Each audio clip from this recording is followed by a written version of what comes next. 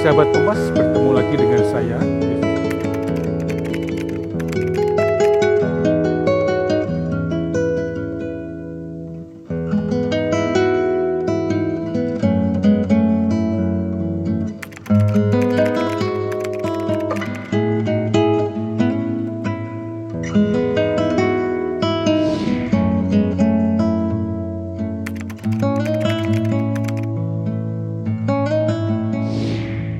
Tapi kondisi Paus baik-baik saja, dan menurut apa yang saya alami bersama beliau sejak puluhan tahun sekarang, situasi ini sangat mendukung perjalanannya. Saya yakin beliau sudah siap betul untuk perjalanan jauh, karena beliau melakukannya juga dengan senang hati, sehingga beliau juga menyiapkan diri sesuai dengan tuntutan. Dan seperti biasa, Paus ini memiliki tim medis yang sangat solid.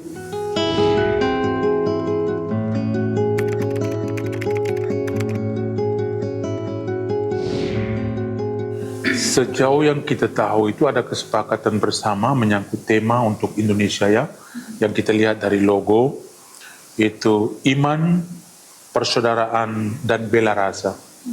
Faith, fraternity, and compassion. Jadi hanya tiga itu yang kita tahu sebagai kesepakatan bersama, sebuah bingkai besar.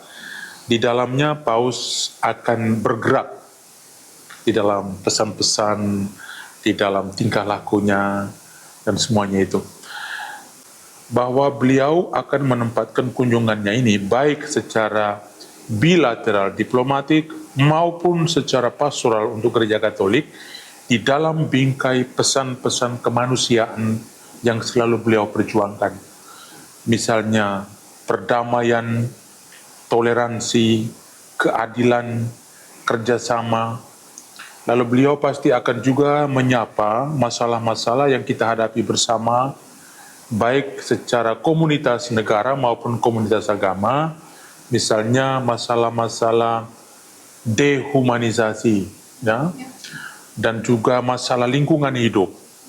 Dua masalah besar ini pasti beliau akan singgung. Ya, kita tahu dehumanisasi itu sebuah kata besar yang menyangkut banyak sekali hal-hal negatif yang kita alami. Kekerasan, human trafficking, itu jual beli manusia, atau perbudakan, atau migrasi, pengungsi, pencari suaka, ketidakadilan, intoleransi, kekerasan, kebencian, radikalisme, ekstremisme, terorisme. Pokoknya banyak sekali, semuanya itu yang masuk di dalam konteks dehumanisasi.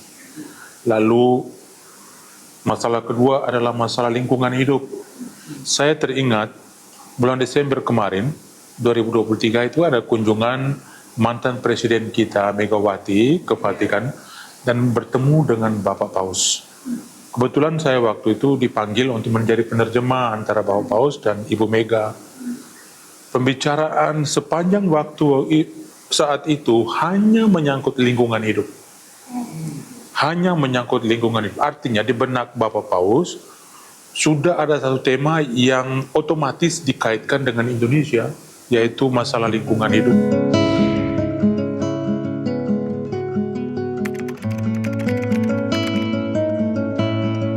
Itu secara struktur, beliau itu memiliki sekretaris-sekretaris pribadi.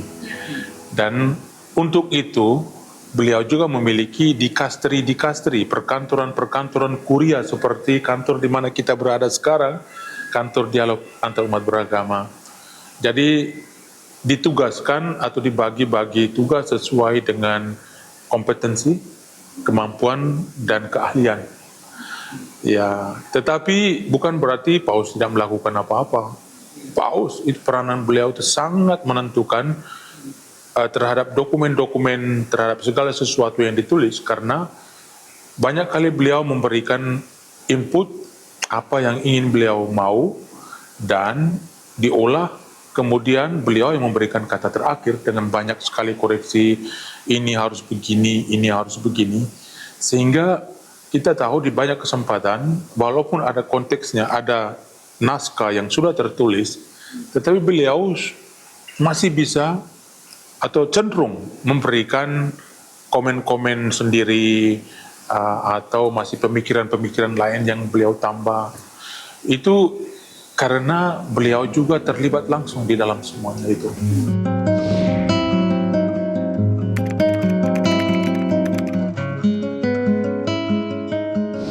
Semuanya masih off record apa yang akan beliau katakan. Beliau biasanya berfokus pada peranan atau pentingnya demokrasi, hak-hak asasi manusia, martabat manusia, kebebasan, isu-isu menyangkut migrasi, pencari suaka,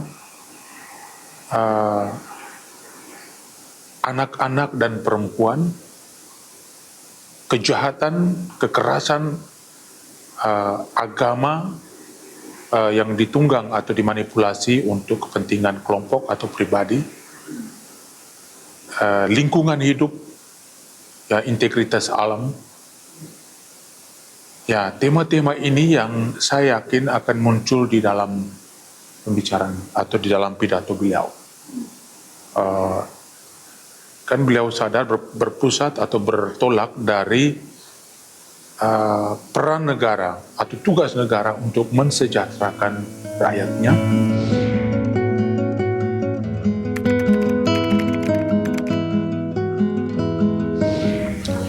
Iya, di mata Vatikan, Indonesia itu jauh tetapi dekat sekaligus. Jauh secara geografis, sayangnya juga berimpak atau berimbas secara psikologis. Jauh di mata, jauh juga di hati. Tetapi dekat sekaligus. Artinya bahwa dari struktur kerja ini Indonesia secara artinya Vatikan secara hierarkis itu kan merangkul semuanya. Dan Indonesia itu melalui kehadiran wakil paus di Indonesia, melalui kedutaan besarnya, nunsionya, itu kita merasa dekat. Dalam pertemuan-pertemuan dengan paus itu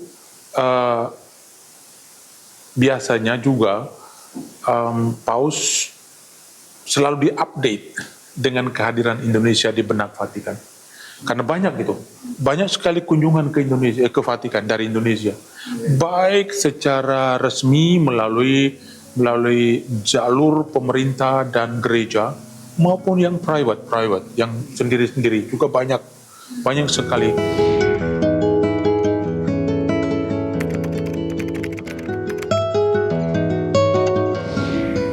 Misionaris yang sekarang ini umumnya orang biara, ya, biarawan dan biarawati. Dan Vatikan juga tahu baik bahwa Indonesia adalah satu negara yang sangat produktif di dalam mengirim para misionaris. Di dalam khotbahnya pada tahun 2022, saya yakin, Paus Fransiskus pada tanggal 2 Februari, itu biasanya di sini ada misa besar untuk pembaruan hidup bakti.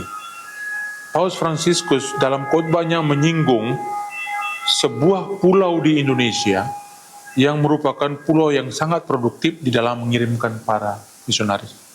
Dan untuk kita di konteks Indonesia, terutama di NTT, tahu baik bahwa itu adalah Pulau Flores. Ya.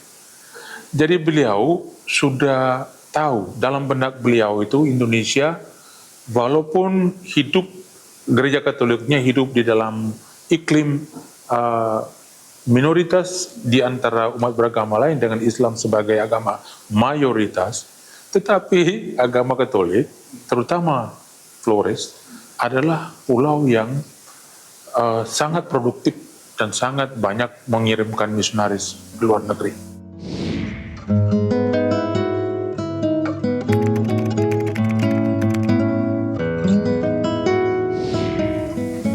Paus Fransiskus ini adalah satu paus kontemporer atau zaman sekarang yang juga sangat getol memajukan dialog antar umat beragama.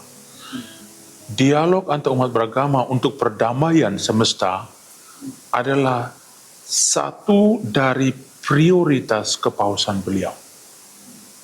Sejak awal, pada tahun 2013 ketika beliau diangkat menjadi paus, diresmikan melalui sebuah perayaan misa besar di lapangan Santo Petrus.